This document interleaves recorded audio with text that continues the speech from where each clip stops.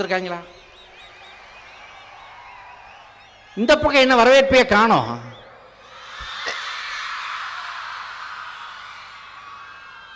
நான் இப்ப கேட்கிற கேள்வி என்னன்னா, இவ்வளவு ரசிச்சிங்க, எனக்கு அர்த்தம் சொல்லுங்க.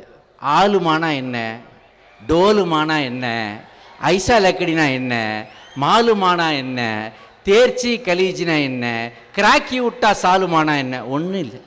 அப்போ ஒரு அர்த்தமும் இல்லாததையா இந்த மாணவர்கள் ரசிக்கிறார்கள்? தயவு செய்து தப்பாக எடை போட்டு விடாதீர்கள். ஏன்னா எல்லா பசங்களும் ஜித்து ஜில்லாடி, நான் தான் கில்லாடி. ஏன்னா அந்த பாட்டில் ஒரு அற்புதமான கருத்தை சொல்லி இருக்கிறார்கள். அந்த கருத்தை யார் சொன்னா தெரியுமா? அதுக்கு முன்னாடி கிட்டத்தட்ட 100 ஆண்டுகளுக்கு முன்பாக சுவாமி விவேகானந்தர் கூறிய வார்த்தை அது. சுவாமி விவேகானந்தர் இந்திய இளைஞர்கள் மட்டுமல்ல, உலக இளைஞர்களின் விடிவெள்ளி. சுவாமி விவேகானந்தர் தான் எப்படி இந்தியாவில் உள்ள இளைஞர்களுக்கும் மாணவர்களுக்கும் ஒரு super star doctor APJ Abdul Kalam என்று நாம் சொல்கிறோமோ, அந்த அப்துல் கலாம் அவர்களுக்கே ஒரு குரு என்றால் அது சுவாமி விவேகானந்தர். அவர் உலக இளைஞர்களின் குரு. அவர் சொன்ன வார்த்தை, நான் இப்ப அவன் சொல்றத கேளுங்க. தன்னம்பிக்கையை விட்டு விடாதே, எந்த சோதனை வந்தாலும் உன்னுடைய தன்னம்பிக்கையை விட்டு விடாதே. நம்பிக்கை நம்பிக்கை, கடவுள் மேல் நம்பிக்கை, நம்பிக்கை நம்பிக்கை நம்பிக்கை, உன்மேல் நம்பிக்கை என்று சொன்னார் சுவாமி விவேகானந்தர். இப்போ நான் சொன்னதை திருப்பி ஒரு தடவை சொல்கிறேன், நல்லா கேட்கணும் ஸ்டூடெண்ட்ஸ்லாம். நம்பிக்கை நம்பிக்கை, கடவுள் மேல் நம்பிக்கை, நம்பிக்கை நம்பிக்கை நம்பிக்கை, உன்மேல் நம்பிக்கை.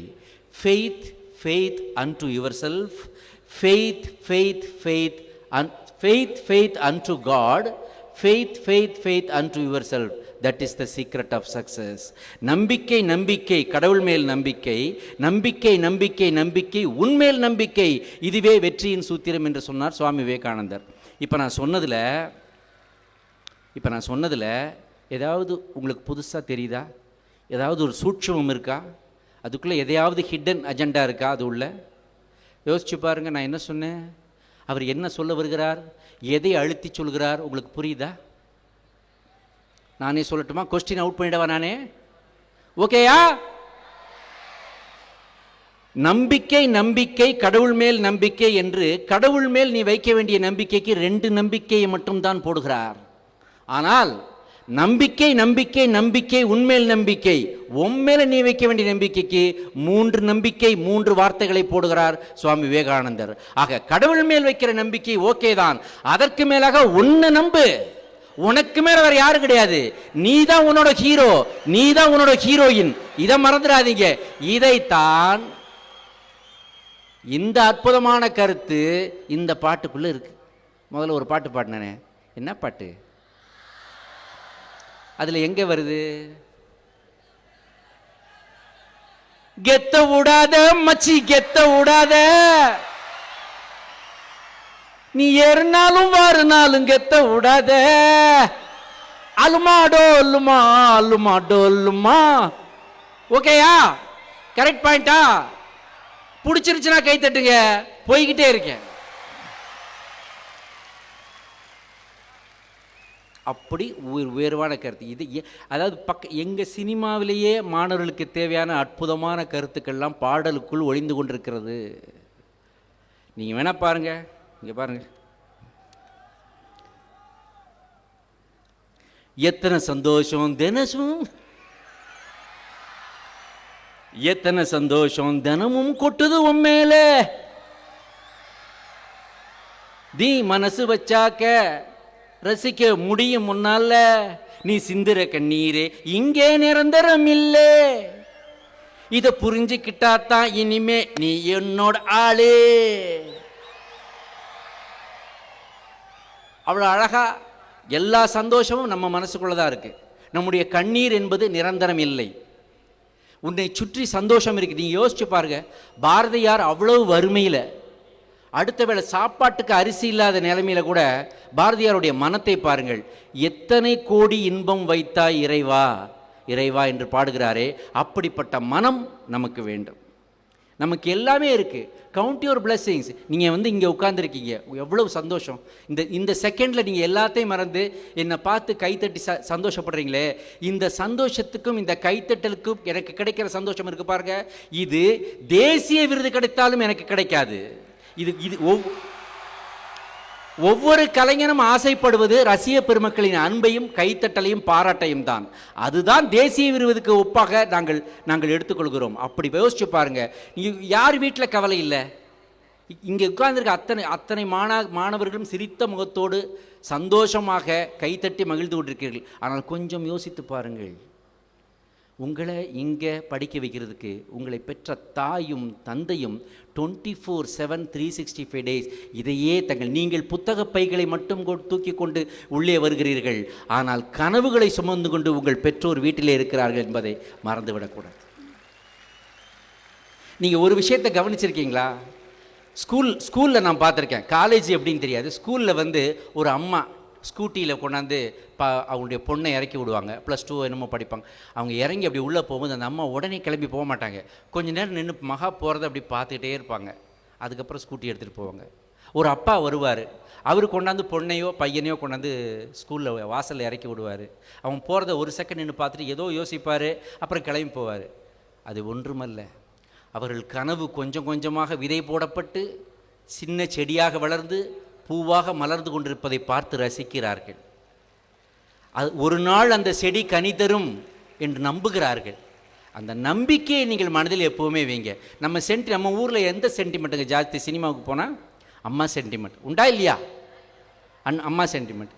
நீங்கள் பாருங்கள், எங்கள் உள்ள பசங்களெல்லாம் கூப்பிடுங்களேன், ஒரு பொண்ணை கூப்பிட்டு உனக்கு பிடிச்ச ஹீரோ யாருன்னு கேட்டால் சில பொண்ணுங்க தலை அஜித்தும்பாங்க,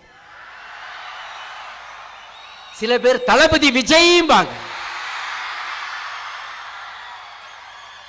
ஆனால் அதே பெண்ணிடம் அவள் மனசாட்சியை தொட்டு உன் வாழ்க்கையின் ஹீரோ யார் என்று கேட்டு பாருங்கள், எங்க அப்பா என்று சொல்வாள். அதான் அப்பா.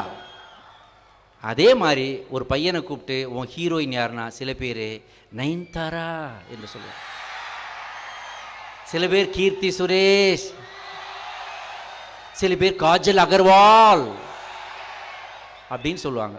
ஆனால் அதே பையனை அவனை உட்கார வச்சு உன் வாழ்வின் ஹீரோயின் யார், நீ மிகவும் விரும்பும் ஹீரோயின் யார் என்று கேட்டால் என்னை பெற்ற தாய் தான் உலகத்தின் மிக அழகான ஹீரோயின் என்று சொல்வான். அப்படிதான் அந்த சென்டிமெண்ட்டில் தான் நாம் வளர்ந்துருக்கோம். மற்ற ஸ்டேட்டை பற்றி எனக்கு தெரியாது. என் தமிழ்நாட்டில் என் மாணவர்களுடைய சென்டிமெண்ட் அதுதான்.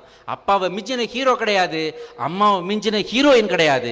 இதை மட்டும் நீங்கள் மனசில் என்னைக்கு வச்சுக்கங்க. ஏன் அம்மாவை அவ்வளோ உயர்த்தி உயர்த்தி பேசுகிறோம் தெரியுமா? இந்த கூட்டத்தில் அம்மா இருப்பாங்க, அப்பாக்கள் இருப்பாங்க இல்லையா? பேரண்ட்ஸ் வந்திருக்காங்களா எனக்கு தெரியல. பட் இருந்தாலும் பின்னாடி அவங்க இதை கேட்பாங்க. இந்த யூடியூப்லேயோ அல்லது வீடியோ ஃபார்மேட்டில் அவங்க பார்ப்பாங்க, கேட்பாங்க. ஏன் தாயை அவ்வளோ உயர்த்தி சொல்கிறேன் என்றால், தாயுடைய வயிற்றில் ஒவ்வொரு குழந்தையும், அது பெண்ணோ ஆணோ, 9 மாதமும் சில நாட்களும் இருந்து அதன் பிறகு தாய்க்கு பிரசவ வலி, லேபர் பெயின் என்று எடுத்து அதன் பிறகுதான் தாய் தன் குழந்தையை பிரசவிக்கிறாள். இது உலக பொது. ஆனால் ஒரு மனித உடம்பு என்பது எவ்வளவு வலி தாங்கும் என்று சயின்டிஸ்ட் கணக்கிட்டிருப்பதில் அதை டெசிபல் கணக்கில் சொல்கிறார்கள். மேக்சிமம் ஒரு 37 to 40 அந்த டெசிபல் வலிகளை ஒரு மனித உடல் பொறுத்து கொள்ள முடியும். அதுக்கு மேலே வலி, அதுதான் மேக்சிமம் எக்ஸ்க்ரூஷியேட்டிங் பெயின் என்று சொல்வார்கள். எக்ஸ்க்ரூஷியேட்டிங் பெயின் என்பது தாங்க முடியாத வலி. அதற்கு மேல் வலி இல்லை. அதற்கு மேல் வலி சென்றால் அந்த உடம்பு மயங்கி விழுந்துவிடும். அந்த கண்டிஷன் அதுதான் அந்த 37 to 40 டெசிபல்ஸ் வலி. ஆனால் ஒவ்வொரு தாயும் தன் குழந்தையை, உங்களை தான் சொல்கிறேன், உங்களை பிரசவிக்க உங்கள் தாய் 47 டெசிபல் வலியை பொறுத்து கொள்கிறாள்.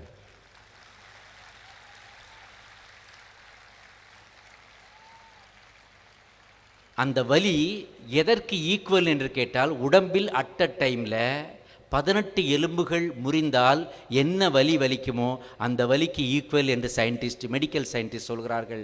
அந்த வலியை ஒவ்வொரு தாயும் அனுபவித்து தான் உங்களை இந்த உலகத்திற்கு கொண்டு வந்திருக்கிறார். அதனால தான் அம்மாவை அப்படி உயர்த்தி பேசுகிறோம். அப்பா எந்த விதத்திலையும் குறைந்தவர் கிடையாது. அம்மாவுக்கு வீடு தான் உலகம்.